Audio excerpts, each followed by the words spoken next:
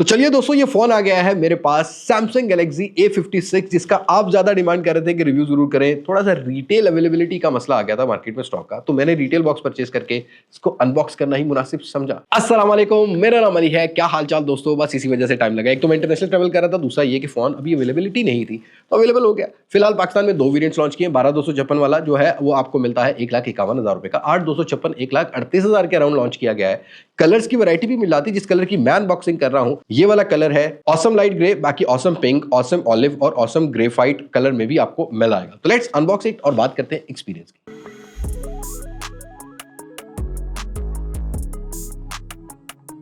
पहले करते हैं भाई एक क्विक अनबॉक्सिंग। और ये रिटेल बॉक्स है, इस पर इसकी रिटेल प्राइस भी लिखी हुई है। 12/256 वाला वेरिएंट है, इसमें 8/256 भी आता है। वैसे इसकी रिटेल प्राइस 1,51,000 है। एयरलाइन की वारंटी में आता है। और जिस कलर की मैं अनबॉक्सिंग कर रहा हूँ वो ऑसम लाइट ग्रे है। और इसमें आपको मजीद जो है वो कलर्स देखने को मिल जाते हैं, जो कि मैंने स्टार्ट में बता दिया आपको। बट बॉक्स को हम कर लेते हैं ओपन, और छोटी सी अनबॉक्सिंग होने वाली है, बिकॉज एज वी नो कि सैमसंग के फ़ोन्स में चार्जर नहीं आता है। और यहाँ इसको हम ओपन कर लेते हैं ऐसे कुछ। तो फाइनली ये फ़ोन आ गया है।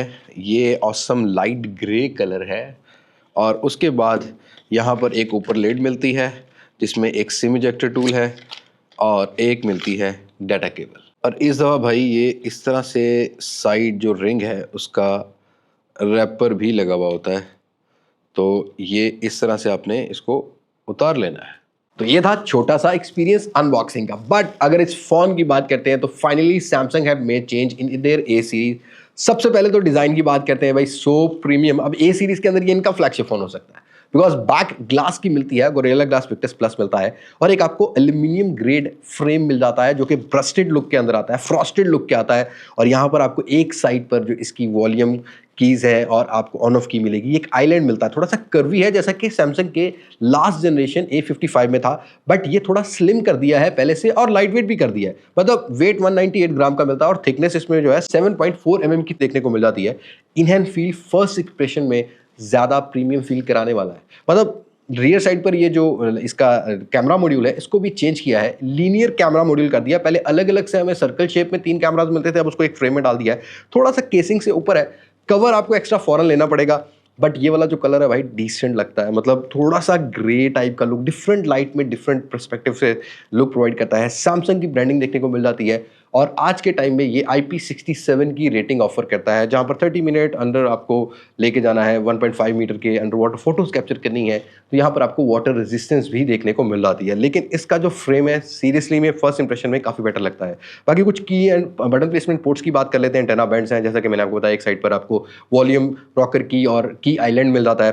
थोड़ा सा कर्व साइड मिलता है। ऊपर वाली साइड पर 2 नॉइस कैंसलेशन माइक है, दूसरी साइड बिल्कुल क्लीन बनाई गई है। और बॉटम की साइड पर आपको मिलती है टाइप सी की कनेक्टिविटी। सिम ट्रे है, जिसमें 2 सिम्स आप इंसर्ट कर सकते हो। बाकी माइक है और एक स्पीकर ग्रिल देखने को मिल जाती है। बट डिस्प्ले साइड पर आते हैं, बेजल्स पहले से कम कर दिए हैं और स्क्रीन साइज थोड़ा बड़ा कर दिया। अब यहाँ पर आपको एक एमोलेड पैनल मिलता है विद 1080p रेजोल्यूशन।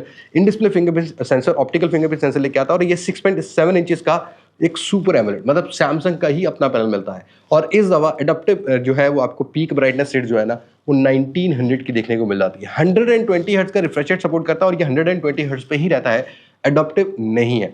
बाकी ऑलवेज ऑन डिस्प्ले जैसे फीचर्स मिल जाते हैं। आउटडोर विजिबिलिटी अच्छी है। HDR10+ का सपोर्ट है, 2160p पर यूट्यूब की वीडियोस दिखा सकता है।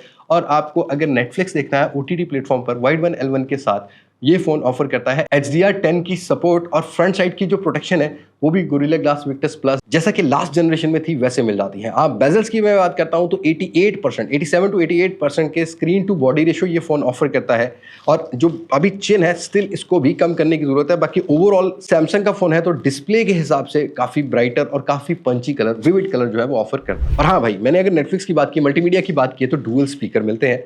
और यहाँ पर बॉटम वाला स्पीकर अराउंड 60 to 70% काम करता है। और ऊपर वाला जो स्पीकर है इस दफा स्पीकर ग्रिल में मिलता है, स्टीरियो इफेक्ट है और थोड़ा बोल्ड साउंड है। और अच्छी बात यह है कि ये बैक वाइब्रेट नहीं करती है। अगर आप लाउड साउंड सुन रहे हो तो अच्छा एक इन रूम अगर आप इंजॉय करना चाहते हो साउंड क्वालिटी को, तो प्रीटी डिसेंट साउंड क्वालिटी। और हैप्टिक्स भी इस दफा इंप्रूव किए हैं, एक आपको जेन्युइनली अच्छी हैप्टिक मोटर मिल जाती है, तो हैप्टिक फीडबैक भी मुझे अच्छा लगा है। सो हार्डवेयर पार्ट की बात कर लेते हैं। देखो भाई, यहाँ पर आपको मिलेगा एक्जीनोस का 1580 4nm वाला हार्डवेयर, 2.9 गीगाहर्ट्ज की क्लॉक स्पीड लेके आता है। इस दफा जीपीयू में आपको एक्सक्लिप्सी 540 वाला जीपीयू मिल जाता है। Out of the box One UI 7 के साथ ये फोन आता है। एंड्रॉइड 15 के साथ, और पैसे सारे यूआई के ही होने वाले हैं, क्योंकि यहाँ पर आपको 6 साल की सिक्योरिटी और एंड्रॉयड अपडेट्स की मेजर सपोर्ट देखने को मिल जाती है। मतलब 2031 तक ये फ़ोन सपोर्ट करेगा सॉफ्टवेयर की अपडेट्स को।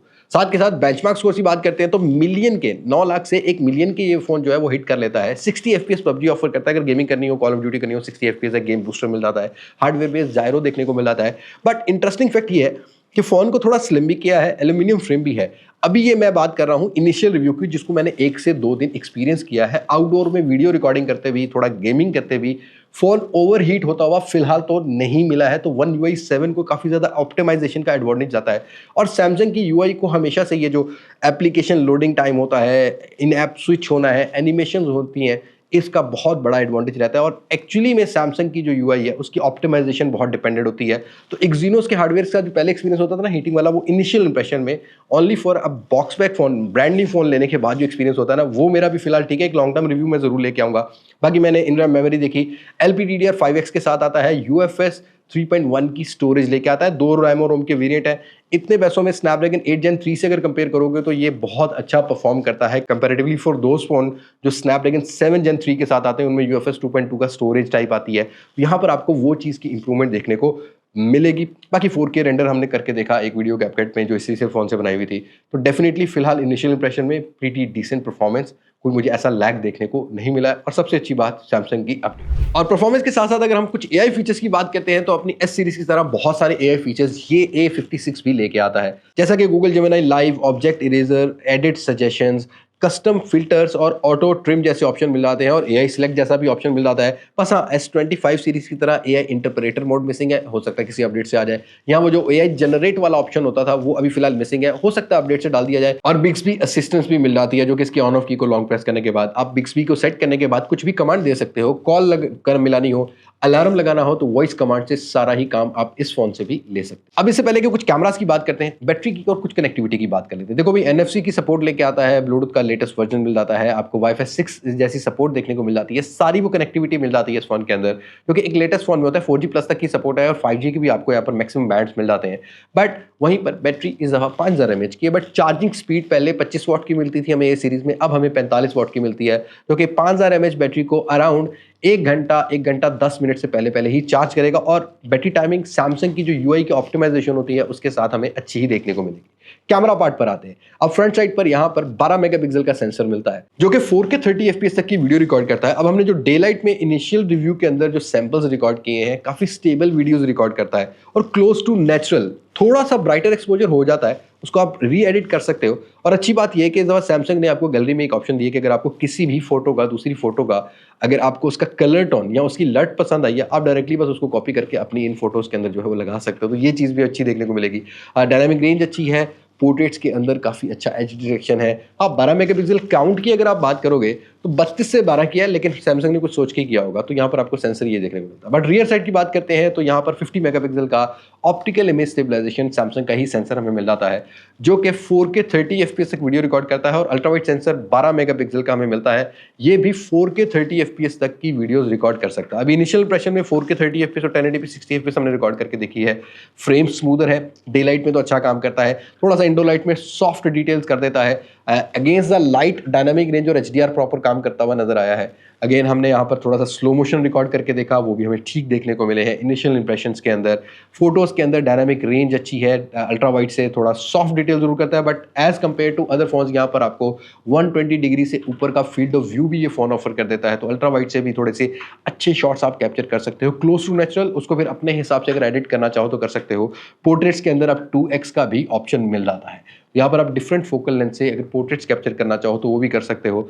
तो काइंड ऑफ सैमसंग की ए सीरीज में थोड़ी सी ये इंप्रूवमेंट है कि आपको जो कलर टोन है पहले से रिफाइन होती हुई मिलेगी और फ्लैट प्रोफाइल में ही देखने को मिलता है, जिसको बाद में आप थोड़ा बहुत री एडिट कर सकते हो, मतलब हाईलाइट्स थोड़े से और कर सकते हो, शेडोज को थोड़ा डार्क साइड पे लेके या कॉन्ट्रास्ट को थोड़ा सा बैलेंस करके अच्छी पिक्चर्स को भी एडिट कर सकते हो। तो डेफिनेटली एक बैलेंस जो है ना वो हमें कैमरा मिलता है। जो तीसरा कैमरा है वो हमें 5 मेगापिक्सल का एक मैक्रो सेंसर मिलता है, जिससे आप कुछ अगर मैक्रो शॉट्स भी अच्छे कैप्चर करना चाहो, क्लोजअप शॉट्स कैप्चर करना चाहो तो डेफिनेटली आप कर सकते हो। बाकी इन फ्यूचर जो कंपैरिजन होंगे वही बताएंगे। Do let me know in comment section किस फोन के साथ आप इसको कंपैरिजन करना चाहते हो। तो ये है सैमसंग का A56। राइट नाउ ये रिटेल प्राइस है अभी ऑफलाइन मार्केट के डिस्काउंट का मुझे कंफर्म नहीं है, लेकिन इस टाइम अगर देखा जाए तो प्रीमियम कर दी है बिल्ड क्वालिटी, पहले से थोड़ा सा कैमरा वाइजर अच्छा कर दिया है, इसका जो कैमरा का लेआउट है वो वर्टिकल शेप में कर दिया है, थोड़ी लुक चेंज की है, स्लिम किया है फ़ोन को। बाकी जो यूआई की अपडेट है ना वो 2031 तक आपको मिलने वाली है। स्क्रीन पहले से इम्प्रूव नज़र आई है, बट हम इसको एक लॉन्ग टर्म रिव्यू में ज़रूर कवर करेंगे। आपकी जो भी राय हो इस फ़ोन के बारे में, do let me in comment section. बस आज की वीडियो में इतना ही है। मुलाकात होगी नई वीडियो में किसी नई अनबॉक्सिंग, किसी नए रिव्यू, किसी नए कंपैरिजन के साथ। तब तक मुझे दें इजाज़त। मैं हूं लिबास मासिक से, पाकिस्तान, पाइंदाबाद। अल्लाह हाफिज़।